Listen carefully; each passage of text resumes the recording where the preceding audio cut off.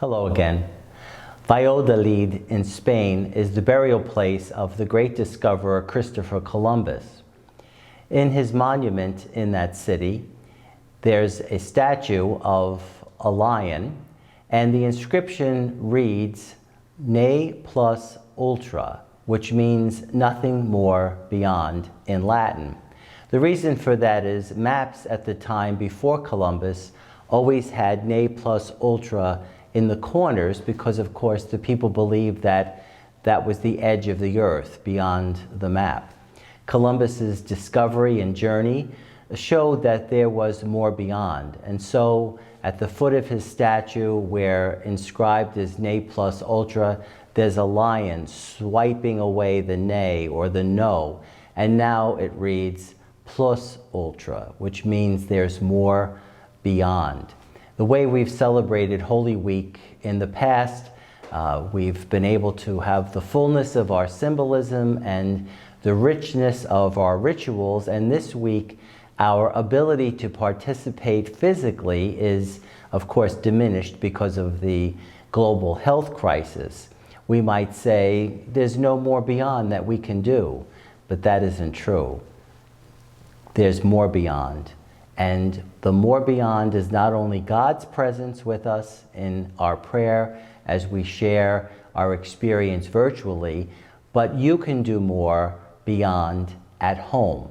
And that's what today is about, our prayer practices, what you can do to discover new dimensions of your spirituality by participating at home in our broadcast ceremonies and rituals.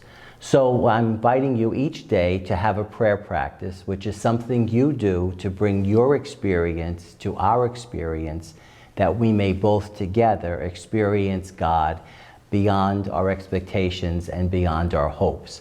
On Holy Thursday, we usually wash the feet, a symbol of Christ's service to the disciples, and he says to go and do this to others. And so we won't be able to have that, but we have been doing a service for one another, and that is the washing of hands. We've been washing our hands in these last weeks in this crisis time for our own health and for the health of others. And so tomorrow, on Holy Thursday at noon, when we would normally have washed the feet, we're inviting you and each of us to wash our own hands, because this is the new service we're giving one another. If Jesus was here today, there'd be a hand washing, and Jesus is here today as the risen Christ, helping us to get through this difficulty. So please prepare by selecting a bowl and a cloth to wash your hands. Oh, by the way, this is a gift from a friend. It's called Swedish Crystal, and I just brought it up to remember him. So when we get to the point, you can wash your hands at home. If you don't have a bowl and a cloth, you might wish to use hand sanitizer, which is something we're very familiar with now. So you'll be washing your hands as we do. And now on to Good Friday. Obviously, the cross is the primary symbol of our faith, and you probably have a cross at home. I would ask that during the reading of the Passion, you hold onto that cross. But I realize there may be several people in your household and only one or two crosses, so you could make a cross. All of our school children have made a cross, and I hope our religious education children can do the same out of sticks, pipe cleaners, popsicle sticks, whatever you have, make a cross. It's your symbol for Holy Week, and then we'll be talking about what the significance of that cross would be during the homily and the reading of the Passion. So prepare yourself with a cross.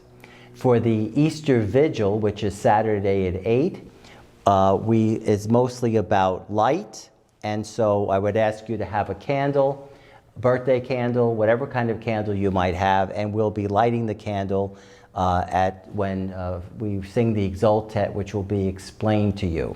So actually this little candle stand here is a gift to the church from Catherine Dossenbrock, and I hope you're watching, Catherine. And she gave us this. Her brother Joseph made it for her, and she passed it on to us. There's a complete set of these wooden created candles. So this means something to me, so this is what I've chosen myself. Of course, Father Matt will have to get his own symbols as you'll get yours, but they'll really mean something for us. Now, that takes us to Easter Sunday at 10 a.m. And of course, the egg, an egg, as you could say, this is an egg. The Easter egg is a symbol of resurrection. And I'm going to ask you to do something a little special with it, to decorate your egg. Now, I didn't have much of a chance because Father Matt said we're doing this now. So I only had minutes to decorate my own egg, which I'll show you right now. I'm sorry it's so meager and so undone, but I did the best I could. Actually, the hardest part was finding a willing dinosaur, but I seem to have managed in some way. If you don't laugh these days, friends, what do we have, okay? So this is not obviously my egg, but you take an egg. It's probably better if you had a white one. We don't. And you can decorate the egg. So what does that mean? Well, we remember, we celebrate, we believe. We remember all that Jesus did for us. We celebrate what Jesus is doing. We believe what God will continue to do for us in the future. So write on your egg in some type of a symbol. You remember God's blessings from the past in a way of saying thank you. A symbol of remembrance of God's goodness in your life. In another place in the egg, put a little symbol for what you celebrate, the blessings in your present situation. You could even write the names of your loved ones or their initials, something that celebrates the present moment.